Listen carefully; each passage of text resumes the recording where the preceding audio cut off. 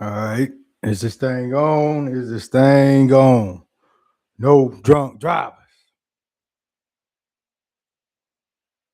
Hmm. Rest in peace, Randy Martin. I'm sure a lot of you all have seen the news that's going around town, especially in my hometown of Galveston, Texas. Black man shot and killed by a cop. Maybe I shouldn't have said that word because I don't know, the peoples like to flag and ban videos for your terminology and stuff like that. But I can only speak the way that I speak, which is truth and transparent and all of that good stuff. And I speak from the heart, which is why I go live most of the time. Good, bad, or indifferent, I'll give you a genuine perspective and opinion. I saw the same thing you all. Well, I read the same thing you all read. First off, before I get into talking about what's going on, I would like to send my condolences to the Martin family, um, and Paula Martin. I believe that's his mother. I send my condolences to you as well, to your family and friends, anybody associated with the Martin family. I'm sure this is a very troubling time. Stay strong, keep your head up, and stay persistent, stay vigilant. Do not be wavered by any type of distractions. Do not let anybody knock you off your square. You now have an agenda, you now have an objective, and that is to get justice for your loved one. Um, so that I'll start off with that. Um, it's a sad story. I don't want to go off into the details because I did some research and I don't want to say there's conflicting stories. I just don't want to get anything wrong. But I will say one of the things I have been reading, it seemed like the man was not armed.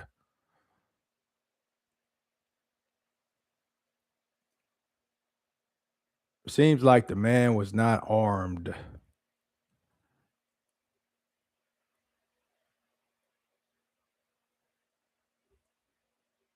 There's, I want to say there's witnesses, possibly even a passenger. I just don't want to put out too much because I don't want to send out the wrong information. But as time moves forward, I'm starting to notice some changes as far as what's being put out there, not from the people, but from the agencies and how they're handling the situation. To me, that's my spidey senses go off, and that kind of let me know, something's going on. Because if it was open and shut, it would be open and shut. There's a lot in between. Something's going on in between. And unfortunately, we've read about these kind of stories happening where someone who looks like me is on the wrong end of an instance or tragedy during a stop by law enforcement. Too many times. Too many to name. Too many times. Not that they go to jail, that they are unalived. That part. Unalived during a traffic stop. Last time I checked, traffic stop should not result in somebody being unalive.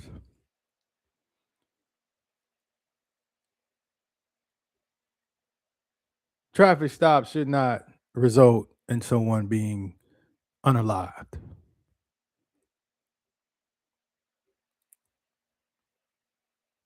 Some people, and I get it, they're kind of wavering on the fence. They want more details. I've seen videos of people who don't look like me running around with swords in their hands. You can go look that up. I've seen them tussle. I've seen them use vulgar language. I've seen them not cooperate. What I don't see or hear is them being unalive. I'm sure there are some instances, there's extenuating circumstances in anything. But it seems like the people who get the short end of the stick are the people who look like myself. Oh, he's making it about race. Why are you bringing race into it? Hey, man, I don't know what world or earth or realm that you live in, but unfortunately, race plays a factor in many things in society. I live in a truth. I live in truth. I don't run from truth. Uh, Truth is reality. And that is my reality because I've lived this reality for every day of my life. 44 years, I've lived this reality. Um, and for some of the naysayers, they like to point out people's past and things like that, like that's applicable to justifying whatever may have happened. Now, I'm telling you that I've experienced certain things in my life. I'll run down the list. This is not bragging. I'm a quote unquote law abiding citizen. I don't have a criminal record. I got 2 college degrees. I got 4 years military. I don't do drugs. I don't have kids running around everywhere that I'm not fathering. None of your stereotypes fit me. Yet, I'm telling you from my personal experiences in this country, I know that I've faced uh, unfair treatment. Only thing I can suggest is, or think that, hey, it is from the color of my skin. And then I see examples all throughout the year where stuff go on and stuff happen. Um, but this is not about myself.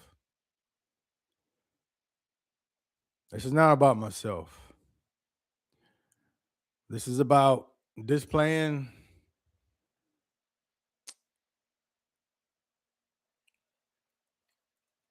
it's about displaying a certain type of behavior. That's probably why I am speaking out on this. Due to my teachings and things that I have surrounded myself with, I understand that we all we got. Yeah, I can sit here and ride the fence line, not say anything. Hey, it didn't affect me.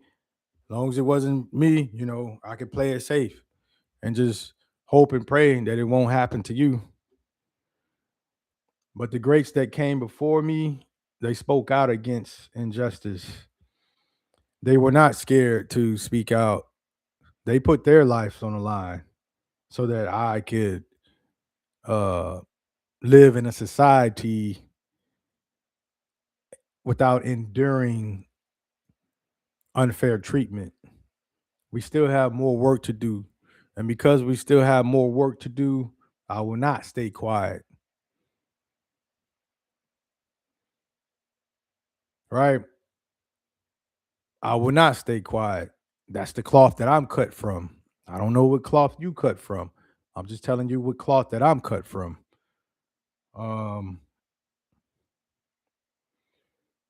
but yeah, it seems to be more stuff unfolding. We will see how this play out. There's a lot of media attention. Um, I want to say national attention. Typically, when that happens, you're gonna start finding out a lot of stuff. I don't want to start speculating or whatever, but you're gonna find out a lot more stuff. And I haven't got a chance to see it yet, but I believe the mother did an interview, and she asked for transparency. I don't think there's asking for too much. Transparency. That's it. This mother lost her son, and all she's asking for is transparency. Transparency. Let the truth be told. I don't know if there's body cam footage. If there is, show the tapes. Now, the skeptical part of me is, you're wondering what's taking so long, for one. Two, the way technology is nowadays, who knows if it's been doctored? You don't know what to trust now. You don't know what to trust. Uh, but yeah, transparency. I believe that from what I've read, seemed like some other agencies are doing or conducting an independent investigation of their own. I don't even know the name of the officer that was involved in this tragedy. But like I said, it's a lot of stuff unfolding. It's a lot of stuff unfolding. I'll say from my experience, from being involved in a case that did garner national attention, um, for those that are close enough to the Martin family, I would say to reach. I don't want to say reach out. I would say to offer support in terms of handling some of their affairs. Um, with that attention, it could things can become overwhelming very quickly. Because they still have day-to-day things that they still need to um do to function. Some of those things are, it'll be a little bit difficult in these times because your mind is racing. You just lost a loved one, and I think I seen on I read. I said I still haven't saw the video yet. My apologies, but I think I read that she found out through social media. So yeah, she's still trying to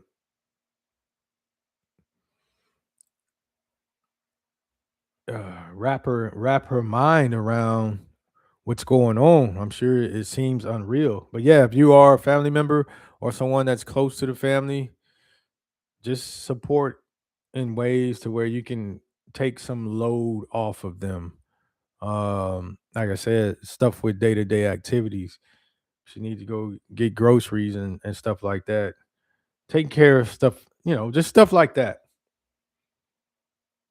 Um, I know you want to be supportive. Kind of limit the phone calls. Everybody wants to know what's going on, but just know that every time that you call her, you're adding stress. I've lived through that part. So much so I had to get a new phone. I had so many phone calls. I understand that it's done in your heart's in the right place, but trust me.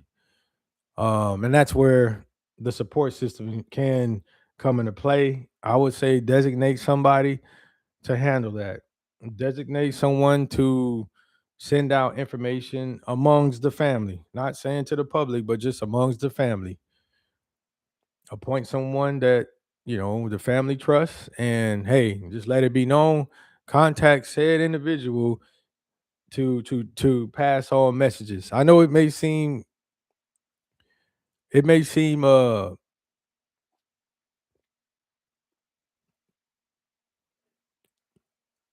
what's the word I'm looking for?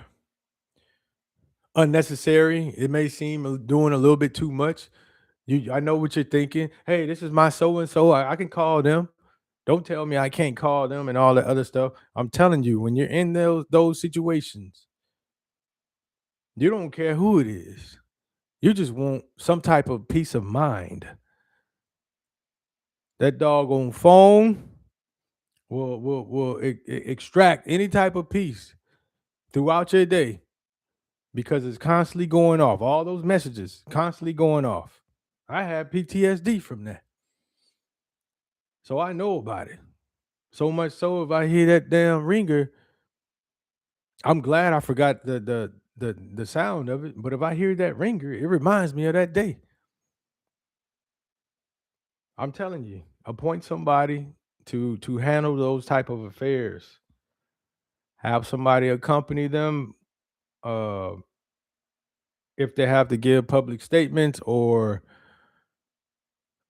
go somewhere for, I guess, court handlings, because that's going to be the next thing.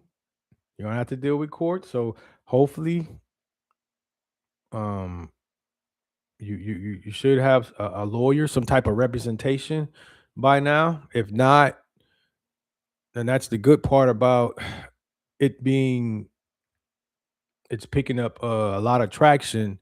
The lawyers will come to you. They will come to you if they haven't already. That's their job. Trust me, they will come to you. Um, Go with somebody who seems genuine. Go with somebody who you feel you can trust. Just go with your gut and listen to their advice. I know some of the advice that they're going to give you is going to be different from how you would probably handle things.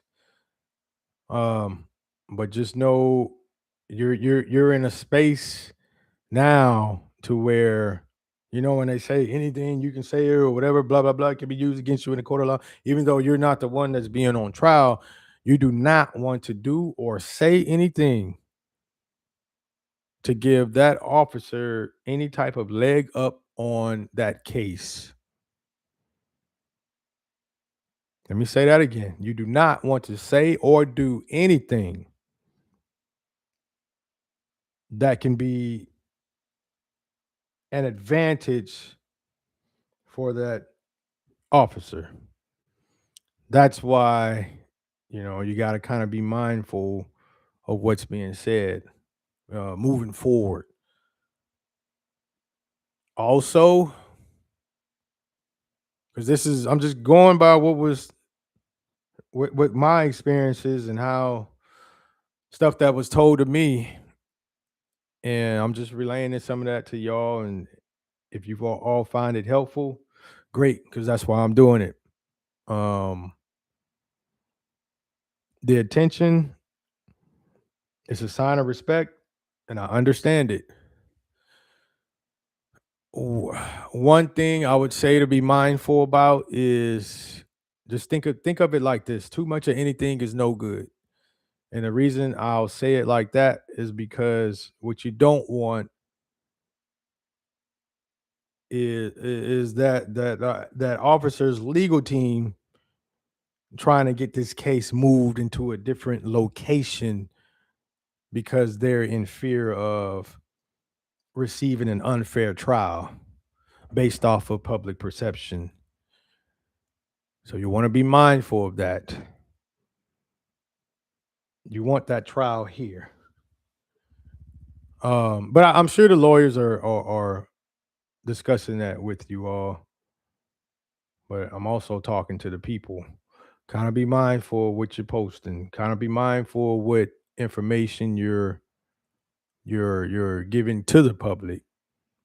If you have information, go to that legal team for the Martin family and give that information to them. First and foremost, let them decipher on what's going on. That's their job. Um, yeah, that's their job. They know how to handle that stuff. Um, they want what's best for their client. They want what's best, yeah, and what's best for their client, it also is best for them. So they have an incentive to do the best job that they can do because now everybody's watching. So that's the good side about the attention. Everybody's watching. People are watching. So because there are a lot of eyes on the situation, it's going to limit the tomfoolery and the little tricks or whatever that people may have done in the past. But yeah, if you do have information, I would advise just to go to uh the Martin legal team or the Martin family and have them pass it on to the legal team. Just kind of be mindful of what you're posting online. Also, to piggyback on that, you don't want to do or say anything to where they can bring charges upon yourself. Because you got to understand when you're in these situations, the opposition is not playing fair. They go by a different set of they have a different code of ethics, whatever ethics that may be, and underhand tactics and all that stuff. So just kind of be mindful of that. I would say be mindful of that. What else? What else? What else? I said I wasn't gonna go too long, but y'all know how I do, man. I get to rambling, I get to going. Um,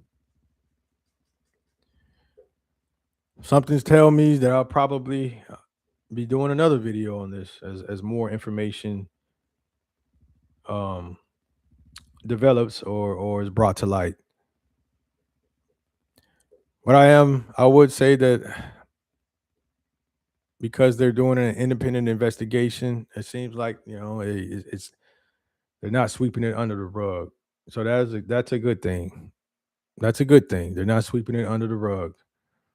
It's not. It didn't. Because there are instances where stuff do get swept under the rug. Nobody knows about it, and nothing's done. So in this case, there's too many eyes, too many lights on it. Something I believe something will come from this. Uh, what else? What else? What else? I think that's it, man. I was gonna share some personal stories, but now I think I've done enough personal talking. Maybe I'll just do that on another video. But once again, rest in peace to the Martin family and to the supporters. Continue to show your support. Um, just kind of be mindful of the type of support. You don't want to do anything that does not represent the Martin family in a positive way. Just kind of be mindful of that. I know you have a lot of emotions. I know you're frustrated and you're anger and all of that.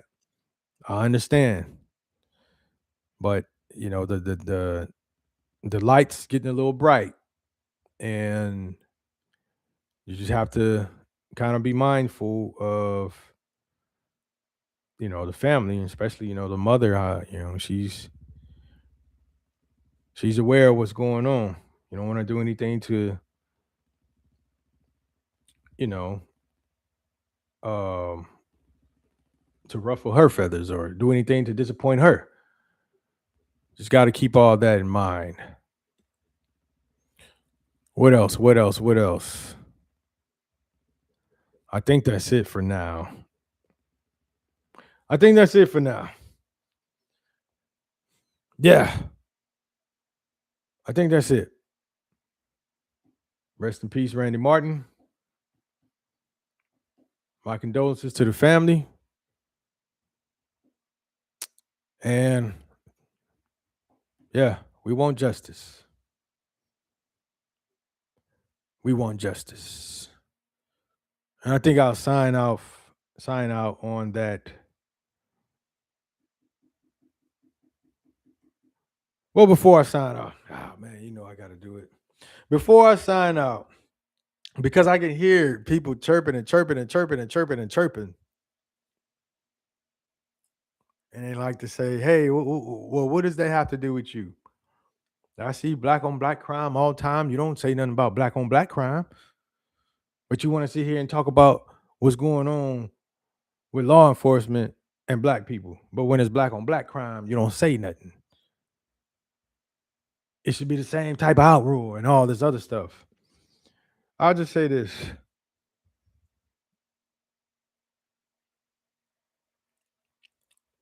Crime in general is typically associated with proximity. So who you're around and who you live around, that's where the crime is going to take place. Typically, generally speaking, proximity is a factor. Correct or incorrect? So when you say black on black, you can use that the color thing, the color factor to any race. You can say white on white. If you look at the crime statistics, probably more whites commit crime against whites. Same thing with Hispanics, same thing with blacks, same thing with Asians, Indians, and so forth. So when you're coming with that logic, that misnomer, you're spreading, you're not telling the full truth, right? You're not telling the full truth. Proximity. Uh Crime is also associated with classism, finances. So once again, this is where proximity and location come into play. If you have higher finances, typically you're not going to have too many blacks in those neighborhoods, right? Remember, I just said that crime is typically within proximity. Lower finances, more than likely, you're going to have more blacks. That's just the way it is. Now we can get into that, but that's a whole different video. So from proximity to the classes, right? People living amongst each other, less opportunity in the poorer classes, less opportunity is going to equal more crime because now you're battling for resources. You see, I'm explaining these things because whether you agree with it or not, there's a logic behind it and it can be explained logically. A battle for resources, close proximity, living within the same realm or same neighborhood. See, I can follow that logic. Uh, but when it comes to law enforcement, why is there a despairing? Why is this separation, this wide separation, wide margin of separation when it comes to people who are being armed and licensed to shoot and possibly unalive somebody based off of their judgment? You see, proximity and the classes and other variables, I can do things to kind of elevate myself or remove myself from those environments. Good, bad, or indifferent. I can do something to remove myself from those environments. What can I do to remove myself from law enforcement? Mr. Black on black crime, because that's what y'all always say. So, what can I do to remove myself from law enforcement? Is there anything a citizen can do to remove themselves from law enforcement? Right? So, the Mr. Black on black crime, you talk about the gang violence. Oh, yeah, the gangs all shooting up each other. Why don't you say something about that?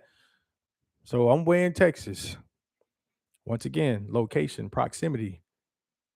If the GDs and vice lords way in Chicago, right? You think when I step outside my door, I'm looking left, I'm looking right, and I'm looking for GDs and vice lords from Chicago in Texas? Hmm? Do they pose a threat to me? I'm not saying that's not a problem. No one is saying it's not a problem. But do the GDs and vice lords, do they pose a threat to me in Texas?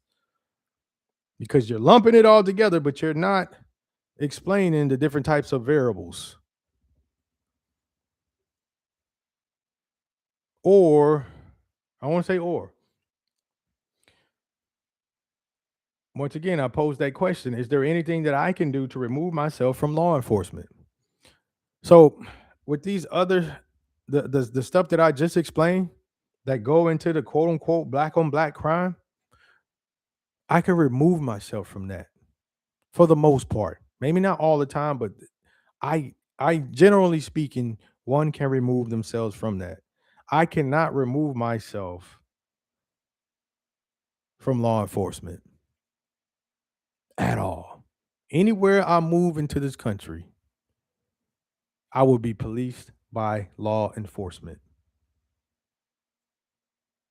And if said police, the rogue ones, the bad ones,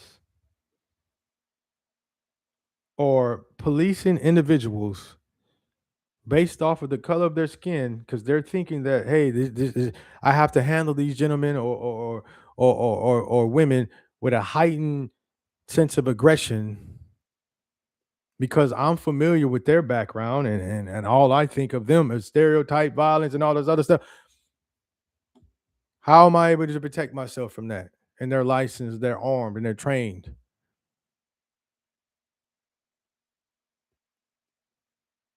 So yeah, when I see matters like that, yes, it does affect me because it does not matter what I do. I just told you my, I don't want to say resume, but the stuff that I was talking about, no criminal record and all the other stuff. All that goes out the window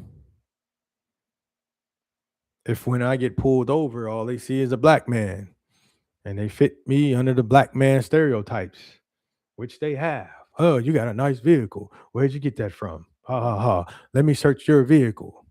Yeah, all that stuff has happened. And I don't even do drugs. Searching my vehicle. Weapons pulled on me.